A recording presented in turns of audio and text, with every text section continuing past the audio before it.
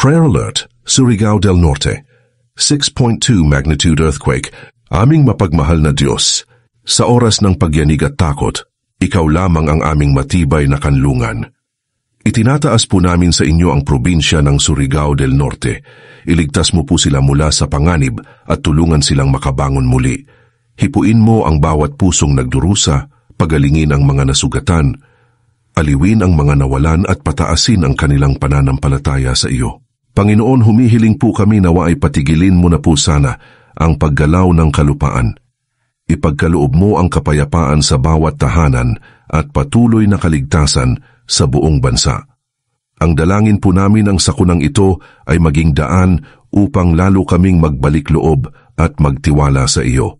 Pag tumawag ka sa akin sa araw ng kagipitan, ililigtas kita at iyong pupurihin ako.